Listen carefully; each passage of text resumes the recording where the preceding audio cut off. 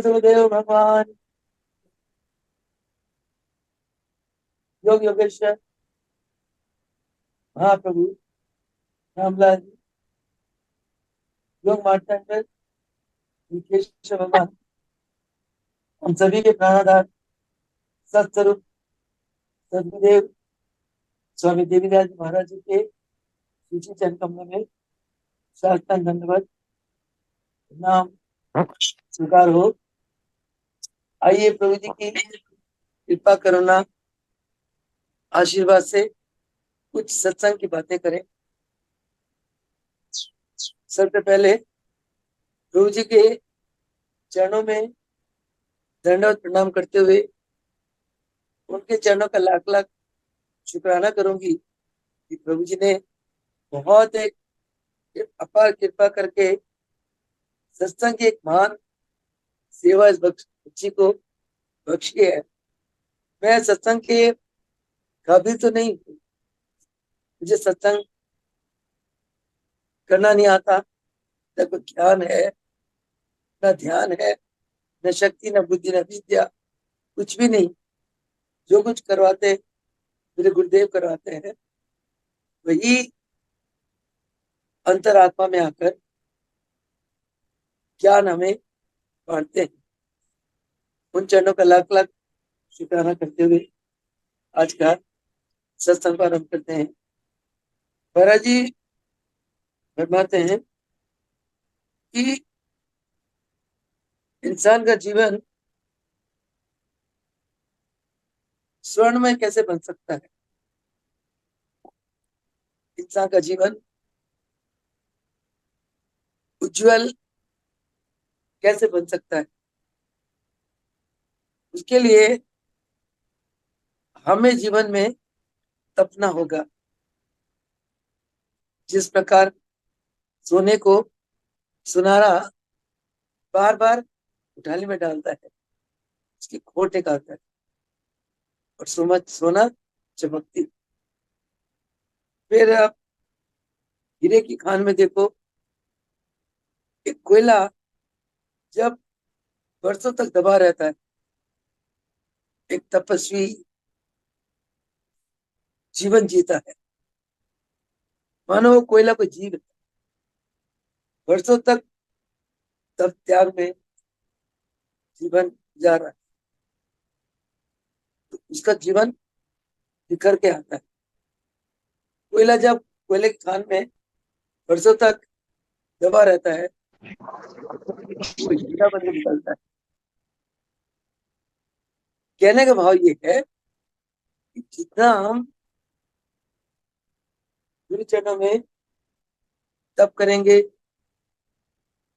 त्याग करेंगे, निष्काम सेवा करेंगे, अपने आप को हर पल सजग रखेंगे, हर पल अपने अंतरात्मा को उत्साहित रखेंगे, हर पल हमारे अंदर परहित की भावना का एक दर्पण बनी रहे। जब इस प्रकार के जीवन गुजारेंगे तो हमारा जीवन अवश्य हीरे सोने की तरह चमकेगा। महाराज जी का महाराज जी के पावन जीवन चरित्र पढ़ो, देखो बचपन से ही महाराज जी किस प्रकार गांव में भक्ति का वातावरण जगाने के लिए मंडली बनाई और नित प्रति सुबह शाम कीर्तन करना, रामचरित मानस का अखंड पाठ करना। फिर अगर गांव वालों को पानी की तंगी है, तंगी दूर करना। गांव वालों की कोई भी समस्या होती थी, बचपन से महाराज जी का एक अंतर का स्वभाव में ऐसा था कि उनका हल करना। तो बाल्यकाल ये तो अरे तो बहुत अवतारी महापुरुष है, इन्होंने तो अवतार लेकर अपने जीवन की लीलाएं हमारे सामने रखी। तो महाराज जी का ऐसा जीवन हमने देखा। पहले काल में वे गुरु के चरणों में आए, वहां महाराज जी ने अंतक सेवाएं करी, निष्काम कर्म करे। ऐसी सेवा भाव देखकर दादा गुरुदेव बहुत प्रसन्न रहा करते थे, और हमारे गुरुदेव को दादा गुरुदेव जी ने भरपूर आशीर्वाद दिया। उसी आशीर्वाद के फलस्वरूप महाराज जी एक के बाद एक के बाद एक आश्रम बनाते चले गए। हर दुखियों के दुख दूर करने लग गए, हर एक को सुख देने लग गए, हर एक आत्माओं को वो बात के साथ जोड़ते चले गए, और अनेक अनेक आत्माओं पर कृपा करके उन्हें भक्त बनाया। ये सब महाराज जी का तप त्याग पुरुषार्थ का फल है, पहले काल से। तो महाराज जी की ऐसी सुंदर जीवन लीला को सुनकर देखकर हमें भी शिक्षा लेना चाहिए। हमें भी अपना जीवन को तपस्वी, संयमी और जागरूक रखना है। आलस प्रमाद को बहुत दूर रखना। क्योंकि मन है, मन प्रत्यक्ष धर्मी। मन को जहां जैसे सुख मिलता है, मन उधर ही आसक्त हो जाता है। इस मन को हमने तपाना है, मन को हमने संयमित करना है। मन ही तो है जो जीव को परमार्थ के साथ जोड़ देता है। मन ही है जो जीव को नरक में धकेल देता है। तो इस मन को हमने संयमित करना है और इसको अच्छे रास्ते में लगाना। उसके लिए कहते हैं कि हमें तन मन तन से गुरु के चरणों में आत्म समर्पित होना है। तभी हमारा अहंकार जाता रहता है। जब तक अहंकार का नाश नहीं होता, तब तक जीव उस सत्य के ज्ञान को प्राप्त नहीं कर पाता। आत्म ज्ञान प्राप्ति से जीव बहुत दूर रहता है। सारी बातों का एक ही सार है, तब साधना, संयम, अभ्यास और परहित में जीना।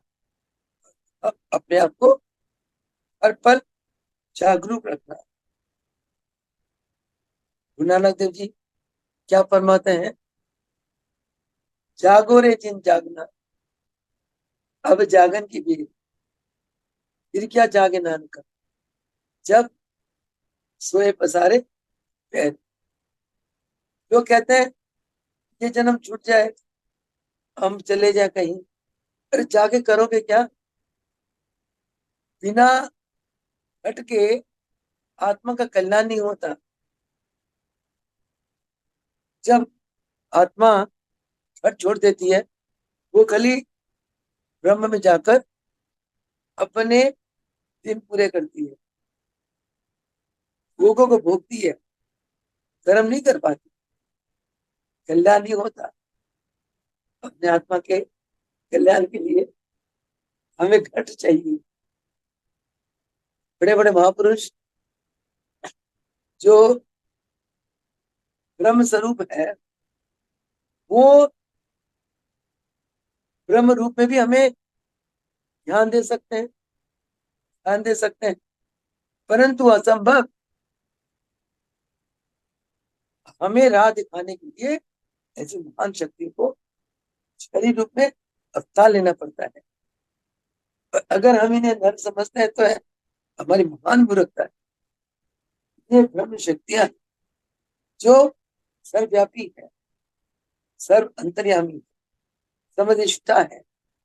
ऐसे महापुरुष जो हर पल ब्रह्मलोक में निवास करते हैं, दिव्य स्वरूप में, दिव्य शरीर में, वो मनुष्य चोला लेते हैं केवल और केवल अपने जीवन के आदर्शों को हमारे सामने रखने के लिए, ताकि हम भी उन जैसा बने, और हमें ज्ञान देने के लिए, साधना सिखाने के लिए, सेवा देने के लिए, अभ्यास करवाने के लिए ऐसे महापुरुष संसार में डाल लेते हैं। इसीलिए ये परम पूजनीय, परम वंदनीय मनु चोला के लिए देवी देव तरसते हैं। कहते हैं ये देव दुर्लभ चोला कहा गया मनु चोले को। भगवान ने मनुष्य को अपने जैसा बनाया, किसी योनि को अपने जैसा नहीं बनाया। हमने एक पल भी अपना जीवन का व्यर्था नहीं गंवाना।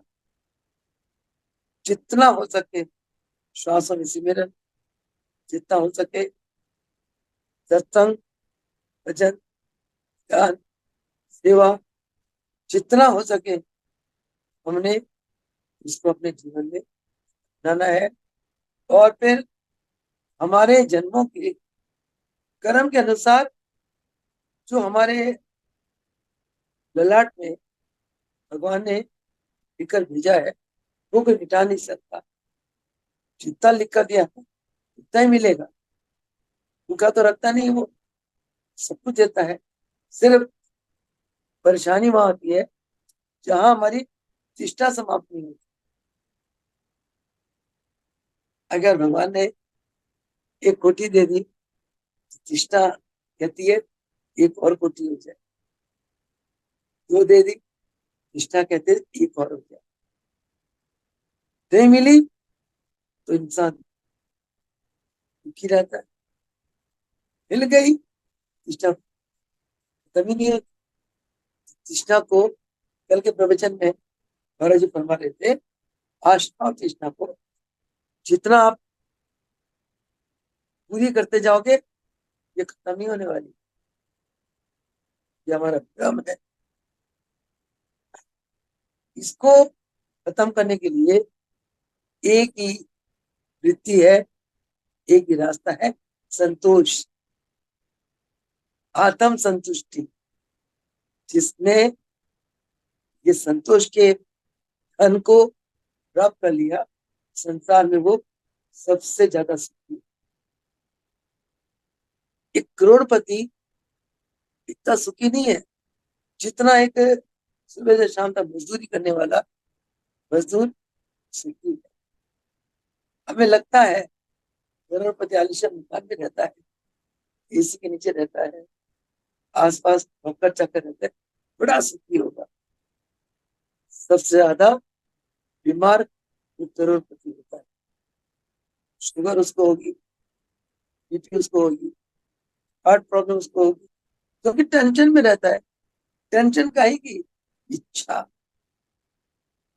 आशा, तृष्णा, कामना खत्म ही नहीं होती। एक बेचारा सुबह से रात तक मजदूरी करता है, रात को ऊंचा दादी के सोता है, घराटे भरता है, सुबह फिर कमाता है, फिर अन्न खरीद लाता है, खाता है, सो जाता है। बस कुछ चिंता फिक्र है ही नहीं। चाह मिट्टी चिंता गई, मनवा बेपरवाह, जाको कचुना चाहिए सूर्य शहनशाह। अपने शहनशाह बनना है। राज ने क्या चाहा जीवन, ये शरीर को मौका मिला 28 वर्ष चरणों में समय बिताने का, जीवन बिताने का। किसी चीज की चाहना नहीं। सोने को तो कुछ समझते ही नहीं थे रुपये पैसों को। कहते इधर आ, इधर आ। कहता जिंदगी में अगर परमात्मा के राह पे चलना चाहती है तो बात याद रखना, एक तो किसी बात की तमन्ना मत रख, इच्छा मत। इच्छा उसकी इच्छा पे छोड़ देना, जो तेरी इच्छा वो मेरी इच्छा, बस रही। और किसी भी कार्यों में अपने आप को, अपने अंदर कर्ता भाव मत रख। यह अज्ञानता है। जीव तो कुछ नहीं करता, वो भ्रम करता है। वो जीव को निमित्त बनाता है, उसका मान बढ़ाता है। जीव सोचने लगे मैं करता हूँ, तो गया काम से, सब पुण्य उसके खत्म हो जाते। फिर सबसे इम्पोर्टेंट बात क्या कही कि जीवन में सोने को मिट्टी के ढीला समझना तो मुश्किल है। कहते अगर परमात्मा को पाना है, रास्ते में चलना है, सोने को मिट्टी का ढेर समझना और रुपयों को, पैसों को कागज, रद्दी कागज के टुकड़े। मुश्किल है। नोटों से पेट भरता है, परिवार पलता है। उस नोट को उस नोट को, पहले पहले सुन ले, नोट को तुम कागज के टुकड़े समझो, बड़ा मुश्किल है। परंतु गुरु की कृपा से ऐसा संभव है। बताओ कब है, कैसे है? कि जब तुम ध्यान में अंदर की यात्रा करते हो और अपने आत्मा के साथ जुड़ते हो, तुम्हारे अंदर बहुत आनंद की अनुभूति है।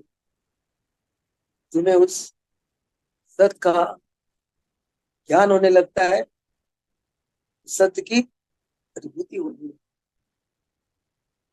उस अनुभूति में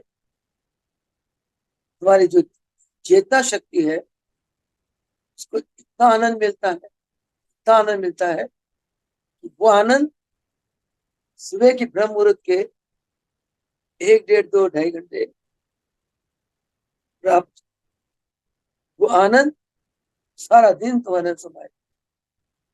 और उस परमानंद में विचरते हुए तुम सबको प्रेम देते हो, सबके प्रति दया रखते हो, सबके प्रति सद्भावना रखते हो। इससे क्या होता है, तुम्हारे आसपास का वातावरण वो दिव्य हो जाता है, आनंद से भरपूर हो जाता है। उस वातावरण में जो भी रूहें आती हैं, वो आनंद से भरपूर हो जाती है। इसी को स्वर्ग का राज्य कहता है, यह इसकी सत्य है। ऐसे आनंद जो जीव प्राप्त करता है, उसे ये संसार निरस्त लगता है। क्षणभंगुर क्षणभंगुर संसार उसे बिल्कुल स्वप्नवत आभास होता है। संसार तो एक स्वप्न है, क्योंकि जिस प्रकार हमारे जागने पे स्वप्न टूट जाता है, जब तक हम नींद में रहते हैं स्वप्न को सच मानते हैं, क्योंकि हम नींद में, अज्ञानता में, अंधकार में है। जैसे प्रकाश में आते हैं, जाग जाते हैं, ओह वो तो सपना था। सेम चीज वो इस संसार के साथ, जब तक हम संसार में रहते हुए अपनी आत्मा को जागरूक रखेंगे, तब तक हमें आभास होता है कि ये संसार तो एक स्वप्न मात्र है। और जिस प्रकार स्वप्न टूट जाता है, इसी प्रकार जैसे हम ब्रह्म के साथ जुड़ जाएंगे, ये स्वप्न टूट जाएगा और हम ब्रह्म के साथ आकर चैतन्यमय हो जाएंगे। ऐसा होता है, बात होती है, ऐसा ऐसे अनुभूतियां होती है। ऐसे अनुभूति के लिए दिन रात प्रयास कर। परमात्मा को प्राप्ति, परमात्मा की प्राप्ति किसे कहते हैं? परमात्मा को प्राप्त करना क्या है? ये थोड़ी कि भगवान श्री कृष्ण आ गए, राम आ गए, गुरुदेव आ गए, तुम उसका चिमड़ गए, इसकी प्राप्ति थोड़ी कहते हैं। ये तो ये आभास, द्वैत मत का आभास है कि तुम कुछ और, मैं कुछ और। एक कवि ने गाया, जब अपने ही दिल में खुदा ही है, गैरों की पूजा कौन करे। जब दिल में ख्याले सनम आ गया, तो और की पूजा कौन करे। तू और कहीं, मैं और कहीं, तू और कहीं, मैं और कहीं,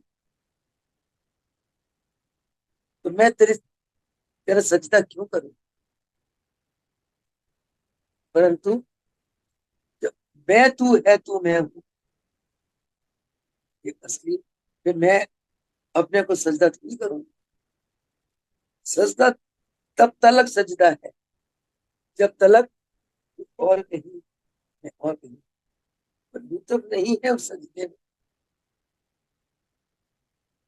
तो एक मत, एक भाव, अभेद भाव जब हमारे अंदर प्राप्त होती है, यानी कि हम अपने आप को एक आत्म स्वरूप में जान लेते हैं, इसी को तो परमात्मा की प्राप्ति कहते हैं।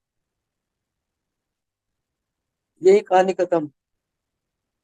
इस प्राप्ति को कोई पल में पार कर सकता है, कोई महीनों में, वर्षों में, कोई सैकड़ों वर्षों में भी ये अवस्था की प्राप्ति नहीं होती। अपने आप को एक आत्ममय, आत्म रूप में दृष्टिगोचर नहीं होता जब तक उस प्रभु की मेहर ना हो। वो पल में कुछ भी कर सकता है, पल में वो सृष्टि की रचना कर सकता है, पल में प्रलय कर सकता है, पल में लखपति बना सकता, पल में आकृति बना सकता। ये उसकी मेहनत थी। परंतु हमने अपने कर्म, अपने प्रयास करते चले जाए। हिम्मत ना हारिए, विसारिए ना राम। इस जन्म में नहीं तो अगले जन्म में, कोई बात नहीं। अगले जन्म नहीं, उसके अगले जन्म। एक कवि ने गाया, जपते रहेंगे तेरा नाम प्रभु जी, जन्म जन्म तक। एक जन्म नहीं, हर जन्म में, हर जन्म नहीं, 7 जन्म में, 7 जन्म नहीं, जन्मों तक प्रभु तेरा नाम हम जपते रहे। प्रभु तो है, अंदर है प्रभु, वर्तमान में। या तुम अपने अपने घरों में बैठे हो, अपने अच्छे स्थान में हो, अपने साथ बैठे हो, वही तो प्रभु है। बाहर थोड़ी है। सत्संग चल रहा है, हर जी बुलवा रहे हैं, तुम प्रभु को मेरे अंदर थोड़ी पाओगे, अपने अंदर पाओगे। इसके लिए आपको अपने अंदर अपनी खोज करनी पड़ेगी। आपको अपने अंदर झांकना पड़ेगा, जाना पड़ेगा। तब उस ब्रह्म को पास महाराज फरमाते हैं, जो ब्रह्मांडे सो पिंडे, जो खोजे सो पाए। गोताखार समुद्र में गोता लगाता रहेगा, उसको समुद्र के हीरे हीरे लाल मिल जाएंगे? ऐसा नहीं होता। उसको समुद्र के तली से हीरे लाल मिलने के लिए पनडुब्बी में जाकर नीचे जाना पड़ेगा, समुद्र के तह तक जाना पड़ेगा। वहां से वो हीरे लाल मोती चुनते हैं। ऐसे कैसे हो सकता है कि हम अपने ऊपर ऊपर फ्लोट करते रहे, तैरते रहे, और हमें अंदर का खजाना मिल जाएगा? ऐसे नहीं। अंदर का खजाना पाने के लिए हमें अंदर जाना पड़ेगा। इसके लिए बार बार प्रयास, बार बार। चलो आगे चलते हैं। ये तो एक पहला वचन था। महाराज जी ने इसको ऐसे विस्तार रूप से हमें समझाया। अगला वचन महाराज जी फरमाते हैं कि जो जैसी संगति करोगे आप ऐसे बन जाओ। अगर आप अच्छा बनना चाहते हो तो आपको सत्संगति करनी पड़ेगी, सत्पुरुषों का संग करना। सबसे बड़े सत्पुरुष कौन है? गुरुदेव। गुरु का संग करना। अगर आप जीवन में अच्छा बनना चाहते हो, अच्छी आदतें लाना चाहते हो, सुख पाना चाहते हो, आपको सत्पुरुषों का संग करना। और सब, इसके अतिरिक्त सबसे पवित्र, सबसे उच्च कोटि के साथी कौन है? जो हर पल हमारे साथ होते हैं, वो हमारी आत्मा, आत्मा का संग है। क्योंकि आत्मा में ही गुरुदेव दिव्य स्वरूप में विराजमान। गुरुदेव का मतलब ब्रह्म। आत्मा में ही परमात्मा चिन्मय शक्ति के रूप में विराजमान। अपनी आत्मा के साथ संग करना ही कल्याण का रास्ता। अपनी आत्मा के साथ संग करना ही सत्संगति है। सत्संगति से हमारा कल्याण होता है, कुसंगति से हमारा विनाश होता है। महाराज जी प्रवचन में हमेशा फरमाया करते थे,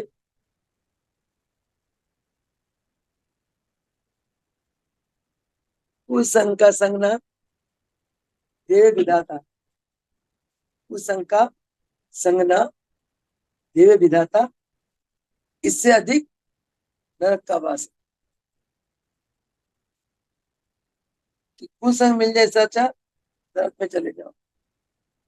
अब देखो, रामायण पढ़ते हैं हम, रामायण में क्या लिखा हुआ है कि ये तो कैकेयी कौशल्या से भी ज्यादा राम को प्यार करती थी। कौशल्या राम के पुत्र है, और भरत शत्रुघ्न कैकेयी के पुत्र। मंत्रा जैसी उस संगति ने कैकेयी के मस्तक में, बुद्धि में ऐसा प्रभाव डाला, उसको राम के लिए द्वेष आ गया। कहती है, भाई राजमाता राम क्यों सिंहासन बैठेगा, मेरा पुत्र बैठेगा। राम बैठ गया, कौशल्या गुरु राजमाता कहलाएगी। मेरा पुत्र बैठेगा तो मैं राजमाता कहलाऊंगी, मुझे राजमाता। भरत कौन सा कम है राम से? बस विनाश का बीज डल गया। उस बीज ने क्या करा? चारों रानियों को विधवा कर दिया। राजा दशरथ स्वर्ग सिधार गए, और राम लक्ष्मण सीता को 14 वर्ष वनवास कटना पड़ा। 9 मास जगत जननी माँ सीता रावण के कारागार में इतना कष्ट, उसके बाद भी सुख नहीं। धोबी जैसे एक कुबुद्धि वाले जीव ने माता के चरित्र पर लांछन लगा दिया। मर्यादा पुरुषोत्तम वह राम बात को सहन नहीं कर पाया, क्योंकि वो प्रजापालक थे, शरणागत पालक थे। उन्होंने माता को त्याग दिया। जब कुछ आए, जब कुछ ने फिर पिता को समझाया, हम इसके पुत्र हैं, हमारी माता कौन है। यानी कि सारा ही एक कुसंगति के प्रभाव से सारा काम खराब हो गया। इसलिए कहता है कि संग लग तरिए, कुसंग लग डूबिए। कुसंग आपको डुबा देगा, अच्छा संगी सत्संगी आपको भगवान के साथ मिलने के रास्ता दिखा देगा, अच्छा राह दिखा। हमने हमेशा सत्संग ही करना है। जैसे मोती के पर, सीप के पर मोती कितनी सुंदर चमकती है, ऐसे ही सत्संग से जीव चमकने लगता है। इसके विपरीत सांप के विष में, सांप के मुंह में जब पानी का बूंद जाता है, विष उगलता है, इससे इंसान का नाश हो जाता है। हमेशा जीवन में ध्यान रखना, मैंने कैसे पुरुषों के साथ संग करना है। कई देवियां बड़ी संसारिक होती हैं, संसारिक बातें करती हैं, ऐसे में संग ना। कई देवियां परमार्थ की बातें करती, भगवान की लीलाएं सुनाती है, उनकी गाथाएं, उनकी महिमा गाथा सुनाती है। जीवन में जो उनके साथ अलौकिक करिश्मा होती है वो सुनाती है। ऐसी बात सुनकर हमारा हृदय प्रभु भक्ति में लीन हो जाता है, उससे हमारा कल्याण होता है। तभी कहते थे जो उनका सत्संग है, इस सत्संग में अगर हम भजन सुनते हैं, गाते हैं, तो मन बड़ा गदगद होता है, हृदय आनंद से भर जाता है, प्रभु की महिमा गाते हैं और अपनी एक्सपीरियंसेस, मिरेकल्स सुनाते हैं। अपना हृदय भी गदगद होता है और सुनने वाला हृदय भी प्रभु प्रेम से, भक्ति से बढ़ जाता है। इससे हमारा कल्याण। ये कहता है कि जीवन में किसी का संग करो सूझबूझ के, समझ से, मोटर बंद करो, समझ से आप मोटर बंद, समझ के साथ आपने संग करना। तो महाराज जी के इन गुरु को हर पल याद रखना। उस संग का संग न देवे भी जाता, इससे अधिक नरक का बस। संग लग तरिए, कुसंग लग दूरी। अगला लास्ट कहते हैं कि सच्चा मित्र की पहचान कब होती है।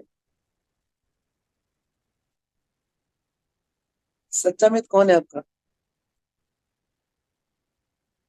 हमारे गुरुदेव है। क्यों है? क्योंकि दुख मुसीबत में हमेशा हमारे साथ होते।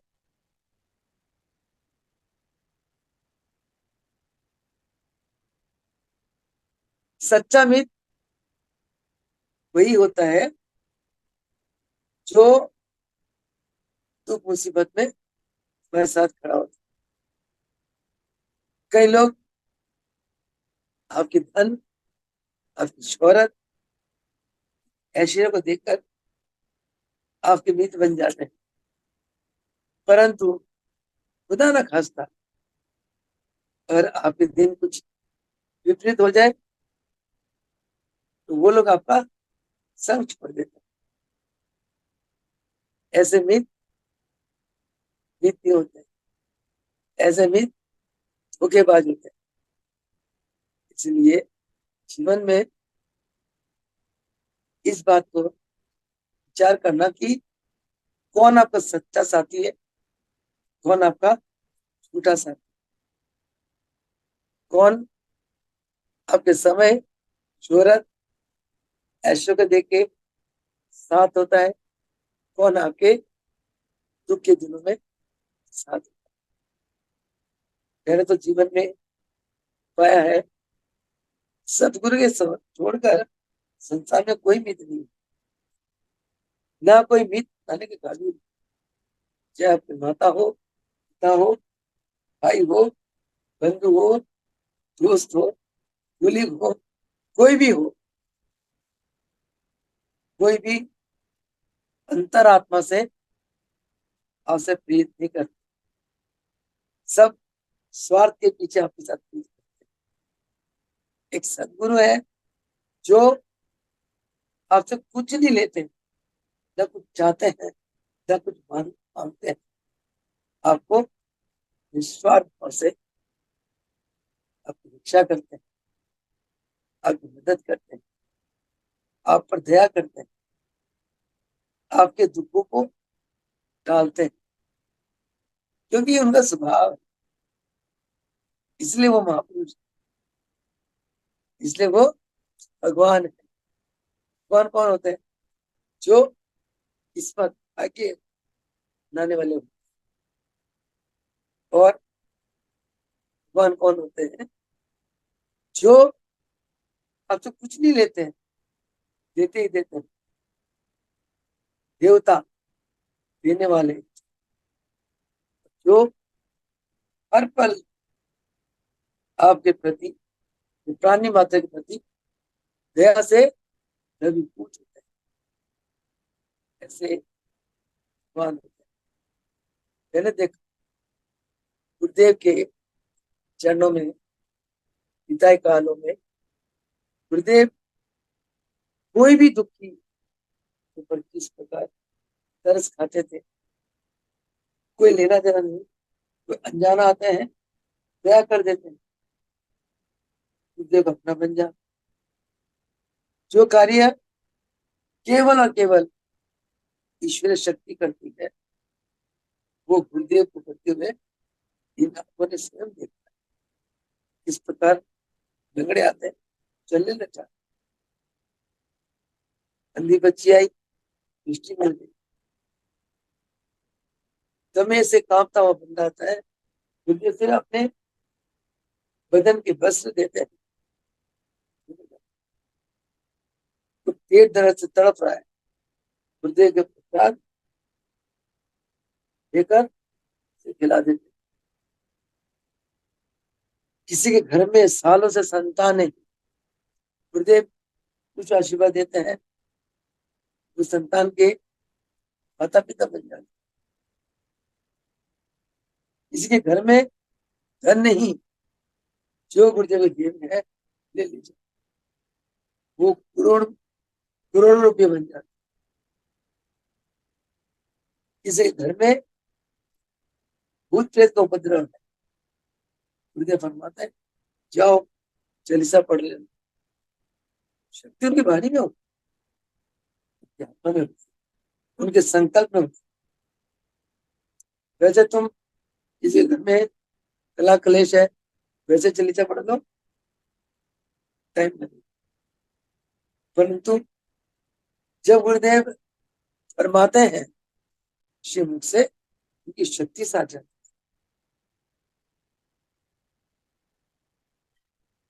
किसी घर में कोठी नहीं है,